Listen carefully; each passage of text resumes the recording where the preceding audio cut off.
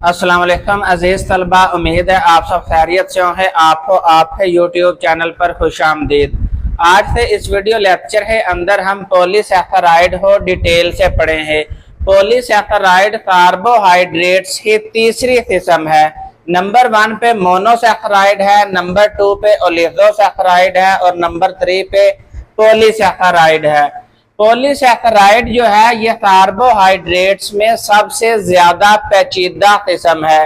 इसका स्ट्रक्चर पेचीदा होता है और नेचर में सबसे ज्यादा पाए जाने वाली कार्बोहाइड्रेट्स पॉलीसैकेराइड ही होती हैं। अब पॉलीसैकेराइड जो है ये जब 10 से जायद मोनोसैकेराइड्स आपस में ग्लाइकोसिडिक बॉन्ड के जरिए से जुड़ते हैं तो नतीजे में एक लीनियर चेन बनती है। ये मोनोसैकेराइड आपस में जुड़ते एक लीनियर चेन बनाते हैं जिसका नाम है पॉलीसैकेराइड। अब प्रॉपर्टीज ऑफ पॉलीसैकेराइड ही बात करें तो ये टेस्ट लेस होते हैं क्योंकि इसका स्ट्रक्चर पेचीदा होता है और जुबान के ऊपर मौजूद जो टेस्ट बड्स होते हैं ये उन्हें साथ इंटरेक्शन डेवलप नहीं कर पाते, जिसकी वजह से हमारी जुबान पे इनका टेस्ट फील नहीं होता। दूसरी प्रॉपर्टी है इनसॉल्युबल इन वाटर। इसकी भी वजह वही है कि इनका स्ट्रक्चर पेचीदा होने की वजह से, कम्प्लेक्स स्ट्रक्चर होने की वजह से ये इन्हें अंदर इंटरमॉलिक्यूलर फोर्सेस मजबूत होती हैं। ये पानी के साथ इंटरेक्शन डेवलप नहीं कर पाते जिसकी वजह से ये पानी में इनसॉल्युबल होते हैं। तीसरी प्रॉपर्टी है पॉलीसैकेराइड्स नॉन रिड्यूसिंग शुगर्स होती हैं। ये किसी दूसरे कंपाउंड को रिड्यूस नहीं कर पाते, ये उन्हें प्रोटॉन नहीं देते, खुद ऑक्सीडाइज नहीं होते और ये दूसरे को रिड्यूस भी नहीं करते, इसलिए ये नॉन रिड्यूसिंग शुगर्स होती हैं। अब आप इन मोनोसैकेराइड्स को जोड़ने से पॉलीसैकेराइड बना लेते हैं। जब पॉलीसैकेराइड को तोड़ते हैं यानी हाइड्रोलाइज करते हैं, पानी की मदद से तोड़ते हैं तो 10 से जायद मोनोसैकेराइड्स पैदा होते हैं और जब ये मोनोसैकेराइड्स आपस में जोड़कर पॉलीसैकेराइड बनते हैं तो इस रिएक्शन को कंडेंसेशन रिएक्शन बोलते हैं और इसमें पानी रिलीज होता है, वाटर मॉलिक्यूल रिलीज होता है। अब हम पॉलीसैकेराइड ही क्लासिफिकेशन के बारे में पढ़ते हैं। पॉलीसैकेराइड्स को 2 क्लासेस में डिवाइड किया जाता है on the basis of monosaccharide. Number 1 पे है होमोपॉलीसैकेराइड्स। होमो का मतलब होता है सेम, ऐसे पॉलीसैकेराइड्स जिसमें सेम टाइप ऑफ मोनोसैकेराइड्स मौजूद हों, यानी एक ही किस्म है मोनोसैकेराइड्स आपस में ग्लाइकोसिडिक बॉन्ड के जरिए से जुड़कर पॉलीसैकेराइड बनाएं, उन्हें हम होमोपॉलीसैकेराइड का नाम देते हैं। इसमें मिसाल के तौर पर स्टार्च, ग्लाइकोजन और सेलुलोज, ये तीनों पॉलीसैकेराइड जो हैं ये ग्लूकोज मॉलिक्यूल है जुड़ने से बनते हैं। नंबर 2 पे है हेटेरोपॉलीसैकेराइड। हेटेरो का मतलब है डिफरेंट, हेटेरो का मतलब है डिफरेंट। ये वो पॉलीसैकेराइड्स हैं जिसमें 2 मुख्तलिफ इक़साम है मोनोसैकेराइड्स आपस में जुड़कर पॉलीसैकेराइड बनाते हैं। मिसाल है तौर पर पेप्टाइडोग्लाइकन, पेक्टिन और एथर। अब पॉलीसैकेराइड है अंदर 3 इंपॉर्टेंट मिसालें हैं। नंबर 1 है स्टार्च, नंबर 2 है ग्लाइकोजन, नंबर 3 है सेलुलोज। इसके अलावा भी पॉलीसैकेराइड्स होते हैं। तो नंबर 1 पे है स्टार्च। स्टार्च जो है ये प्लांट बेस्ड प्रोडक्ट है, ये पौधों से हासिल की जाती है। प्लांट सेल है अंदर एक दानेदार स्ट्रक्चर पैदा होते हैं, वो स्टार्च है बने हुए होते हैं।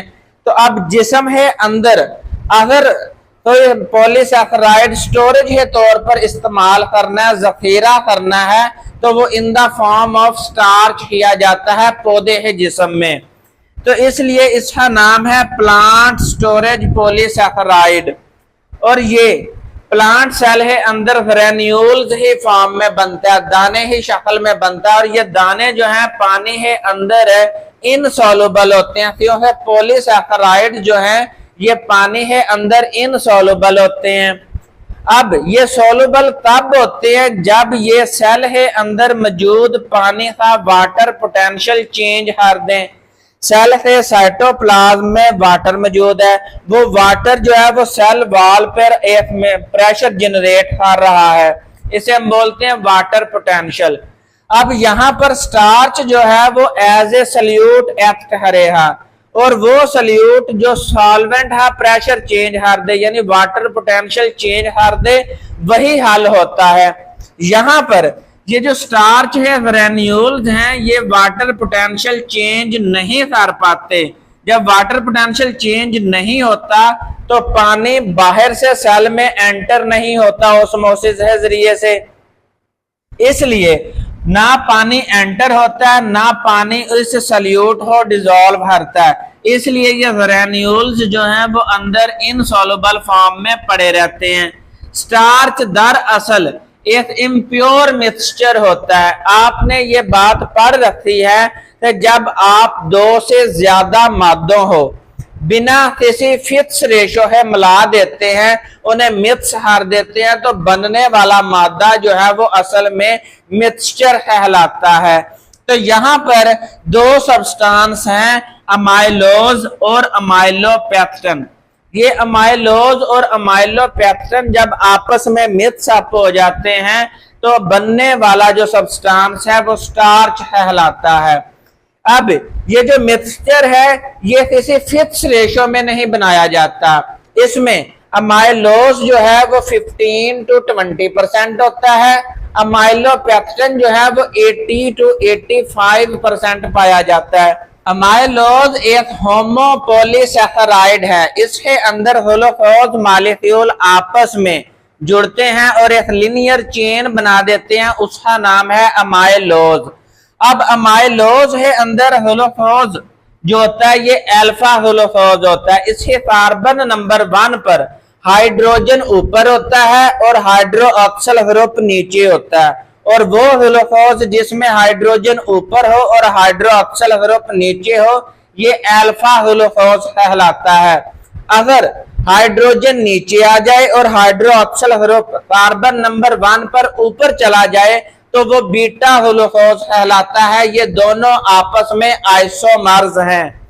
तो अमाइलोज है अंदर ग्लूकोज जो है वो अल्फा होता है। जब एक ग्लूकोज का मॉलिक्यूल उसके कार्बन नंबर 1 दूसरे अल्फा ग्लूकोज है कार्बन नंबर 4 है साथ बांड बनाती है तो ये बांड ग्लाइकोसिडिक बांड कहलाता है, और इस बांड को हम नाम देते हैं अल्फा 1,4 ग्लाइकोसिडिक बांड। तो अमाइलोज है अंदर अल्फा 1,4 ग्लाइकोसिडिक बांड बनता है। ये स्टार्च है अंदर 15 to 20% प्रेजेंट होती है और ये स्ट्रेट चेन होती है, इसमें ब्रांच मौजूद नहीं होती, इसका स्ट्रक्चर अनब्रांच्ड होता है। लेकिन जब लिनियर चेन बन जाती है तो ये लिनियर चेन इस तरह क्वाइल होकर स्प्रिंग नुमा एक स्ट्रक्चर बनाती है। जब है नंबर 2 पे है अमाइलोपेक्टिन, ये भी एक होमोपॉलीसैकेराइड है, ये भी अल्फा ग्लूकोज है मिलने से बनता है। इसमें भी अमाइलोज ही तरह लिनियर चेन बनती है और उसमें अल्फा 1,4 ग्लाइकोसिडिक बांड पाया जाता है। लेकिन हर 25वें मॉलिक्यूल पर हर 25th मॉलिक्यूल जो चेन है अंदर 25th ग्लूकोज मॉलिक्यूल बनता है, उससे कार्बन नंबर 6 पर ऊपर से एक चेन आ जाती है, वो भी अल्फा ग्लूकोज होता है, उसके कार्बन नंबर 1 और नीचे वाली लिनियर चेन ही कार्बन नंबर 6 25वें मॉलिक्यूल ही उसके दरमियान में बांड बन जाता है। इस तरह यहाँ पर ब्रांच पर एक लिंकेज पैदा होती है, अल्फा 1,6 ग्लाइकोसिडिक बांड है जरिए से ब्रांच जो है वो अटैच होती है। तो इस तरह अमाइलोपेक्टिन जो है वो ब्रांच्ड स्ट्रक्चर होता है, अमाइलो स्टेट चेन होती है। अब स्टार्च को डाइजेस्ट करने के लिए एक एंजाइम इस्तेमाल होता है अमाइलेज। अमाइलेज जो है ये अमाइलोपेक्टिन हो जल्दी डाइजेस्ट कर देता है, अमाइलोज हो देर से डाइजेस्ट करता है। त्यों से अमाइलोपेक्टिन का स्ट्रक्चर हाईली ब्रांच्ड होता है, उसमें ब्रांचेस होती हैं। तो जितनी ज्यादा साइट्स मौजूद होती हैं उतनी साइट्स पर जाकर एंजाइम एक्ट करता है और उसे तोड़ देता है। इसलिए अमाइलोपेक्टिन जल्दी टूट जाती है अमाइलेज एंजाइम की वजह से, और अमाइलोज जो है वो लेट टूटता है। अब ये जो स्टार्च है वो अमाइलेज जब तोड़ता है तो स्टार्च तब्दील हो जाती है माल्टोज में। जब कोई सॉल्यूशन कोई सैंपल आपके पास आ जाए और आपने उसमें स्टार्च हो वेरीफाई करना हो तो आप एक टेस्ट करते हैं आयोडीन सॉल्यूशन टेस्ट। आप वो सैंपल लेते हैं, उसके अंदर आयोडीन सॉल्यूशन डालते हैं। अगर उसका कलर तब्दील हो जाए और तब्दील होने के बाद उसका कलर ब्लूइश या फिर ब्लैकिश हो जाए तो उस सैंपल के अंदर स्टार्च मौजूद होती है। नंबर 2 पे ग्लाइकोजन। जिस तरह पौधों के जिस्म में स्टोरेज मॉलिक्यूल जो है वो स्टार्च है, इसी तरह एनिमल्स के अंदर ग्लूकोज का स्टोरेज मॉलिक्यूल जो है वो ग्लाइकोजन है। इसे एनिमल स्टोरेज पॉलीसैकेराइड है नाम से भी जाना जाता है। जब आप खाना जरूरत से ज्यादा खा लेते हैं तो एक्स्ट्रा ग्लूकोज जो है वो ग्लाइकोजन में कन्वर्ट होना शुरू हो जाता है। जब आप जरूरत से ज्यादा मजीद खाना खा लेते हैं तो फिर ग्लाइकोजन के साथ साथ ये एक्स्ट्रा ग्लूकोज जो है वो फैट के अंदर भी तब्दील होना शुरू हो जाता है। अब ग्लूकोज ग्लाइकोजन में तब्दील होता है जिस्म के अंदर 2 अज़ा में, नंबर 1 में मसल्स में और नंबर 2 लीवर के अंदर। और ये भी हाईली ब्रांच्ड स्ट्रक्चर होता है। इसमें भी अल्फा ग्लूकोज एक लीनियर चेन बनाते हैं, अल्फा 1,4 ग्लाइकोसिडिक बॉन्ड के जरिए से आपस में जुड़कर एक लीनियर चेन बनाते हैं। हर छठे मॉलिक्यूल पर 6 मॉलिक्यूल पर जो है वो एक अल्फा 1,6 ग्लाइकोसिडिक बॉन्ड के जरिए से एक चेन बनती है, एक ब्रांच डेवलप हो जाती है। इस तरह ग्लाइकोजन जो है ये अमाइलोपेक्टिन ही निस्बत ज्यादा ब्रांच्ड स्ट्रक्चर होता है। इसके बाद इसका भी आप आयोडीन सॉल्यूशन टेस्ट करते हैं और ये आयोडीन सॉल्यूशन के साथ जब इसे ट्रीट किया जाता है तो ये एंड पर रेडिश ब्राउनिश कलर देता है। इस तरह हमारे सैंपल है अंदर ग्लाइकोजन जो है वो कन्फर्म हो जाती है। नंबर 3 पे है सेलुलोज। सेलुलोज जो है ये सिर्फ और सिर्फ पौधों के अंदर पाई जाती है। पौधों के सेल में सेल वॉल पाई जाती है और ये सेल वॉल जो है ये सेलुलोज से बनी हुई होती है। लेकिन यहाँ पर जो ग्लूकोज पाया जाता है वो अल्फा ग्लूकोज नहीं पाया जाता, यहाँ पर बीटा ग्लूकोज पाया जाता है। यानी इसमें हाइड्रोक्सिल ग्रुप जो है वो कार्बन नंबर 1 है ऊपर पाया जाता है और हाइड्रोजन नीचे पाया जाता है। तो इस तरह ये चेन ऑफ ग्लूकोज से बनती है और इसमें बीटा 1,4 ग्लाइकोसिडिक बॉन्ड पाया जाता है। अब ये जो सेलुलोज है ये बनाती है एक linear chain alpha 1,4 glycosidic bond के जरिए से। अब जो लिनियर चेन है उसका नाम होता है माइक्रोफिब्रिल। यानी सेलुलोज के फेस में जो लिनियर चेन बनती है उसका नाम है माइक्रोफिब्रिल। ये माइक्रोफिब्रिल जो है ये मजबूत होता है, सख्त होता है और ये सहारा बर्दाश्त कर लेता है, ये किसी चीज को सहारा देता है। तो इस तरह ये माइक्रोफिब्रिल स्ट्रॉन्ग, रिजिड और स्ट्रेंथ प्रोवाइड करता है। इसी वजह से ये सेल वॉल बनाता है। जब आप इसे आयोडीन सॉल्यूशन के साथ टेस्ट करते हैं, ट्रीट करवाते हैं तो सेलुलोज का कलर तब्दील नहीं होता। तो इस वजह से हमें अपने सैंपल के अंदर सेलुलोज जो है वो वेरीफाई हो जाती है। अब यहाँ पर सेलुलोज को डाइजेस्ट करने के लिए अमाइलेज एंजाइम एक्ट नहीं करता, क्योंकि अमाइलेज एंजाइम जो है वो अल्फा ग्लूकोज को ही तोड़ता है। यानी वो चेन जो अल्फा ग्लूकोज से बनी हुई होती है, ये सिर्फ और सिर्फ उसी चेन को तोड़ता है। लेकिन यहाँ पर बीटा ग्लूकोज मौजूद है, तो बीटा ग्लूकोज से बनी हुई चेन को तोड़ने के लिए एक एंजाइम इस्तेमाल होता है, सेलुलेज। ये सेलुलेज बैक्टीरिया और प्रोटोजोआ के अंदर बनता है। इंसानों के अंदर सेलुलोज डाइजेस्ट नहीं होती, क्योंकि इस हमारे अंदर जो है वो सेलुलेज एंजाइम एब्सेंट होता है।